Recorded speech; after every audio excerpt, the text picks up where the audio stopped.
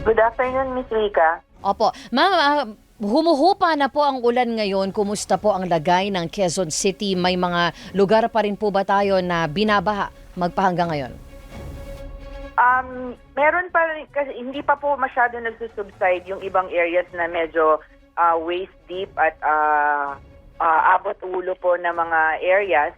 Pero sa report po, sa data, continuous pa rin po yung nasa evacuation centers. Opo. Ilan po yung ating evacuation centers na active ngayon at ang mga bilang po ng evacuees? Okay, as of 9:30 a.m. po, we have 121 evacuation centers. Affected po is 59 barangays.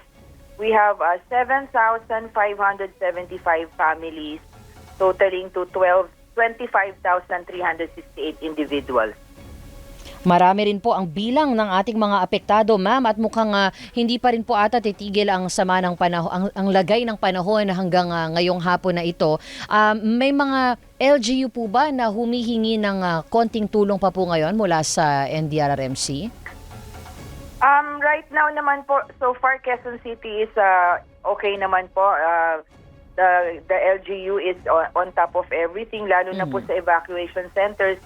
We make sure naman na they are provided for, lalo na ang mga hot meals, pati po ang City Health nandoon din sa evac center para to monitor ang health issue, health concerns naman po ng mga evacuees.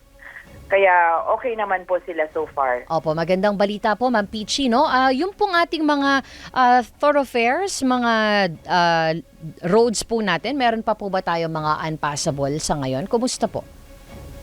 I only have as of 9 a.m. na data kasi we have yet to be briefed by 1 p.m. Ang next briefing namin. Pero if we base it by 9 a.m., medyo marami pa yung unpassable na roads.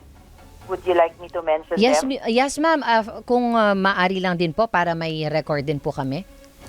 Okay, that's Barangay Santo Domingo, Rojas, Damayan, Mariana, Apolonio Samson, Doña Imelda, Siena, Payatas, Katipunan, Del Monte, Tatalon, Nova Proper, San Bartolome, North Fairview, Santa Monica, Capri, Gulod, San Bartolome, and Bagbag.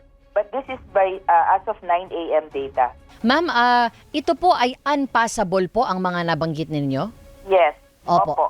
Unpassable. Kasi mga waist deep, neck deep po at may iba yung lagpas tao po na mga baha. Opo, sige po.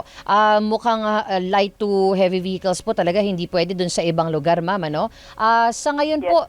opo, meron po ba tayong mga ipinamimigay na ano po yung mga kailangan pa natin sa ating mga evacuation center, ma'am? Sa evacuation centers po ngayon, ang binibigay naman po is yung hot meals, that's breakfast, lunch, and dinner with water. And then may hygiene kits din po sila na binigay ng LGU. Pag ang area po kulang ng CR, may portalets po na pinoprovide. Yung isang evacuation center, yes, last night nawalan ng kuryente, so nagpadala po ng genset. So far, pati gamot po, well taken care of naman po ng City Health po ng Quezon City. Opo. Ma'am, yung mga lugar po na may matinding pagbaha na hanggang ngayon ay nararanasan, meron po bang mga area na pansamantala munang ipinutol ang tubig at kuryente? Wala pong report na ganong incident po. Opo. Pinapatanong po sa akin dito yung MRT-7, ma'am, naging malaking factor daw po sa pagbaha, yung MRT-7, yung pagpapagawa po natin, ayon sa MMDA at DPWH. Ito po ba ay, nakita po ba natin talagang may cause po ito? I cannot comment on that po kasi MRT is a national government project and I am only speaking for Quezon City. Alright, sige po. Ma'am Peachy, maraming salamat po sa inyong panahon. Magandang umaga po at ingat po kayo, ma'am. Okay, thank you po. Thank you. Una sa balita, una sa public service. Subscribe na sa DZMM Teleradio YouTube channel, Kapamilya.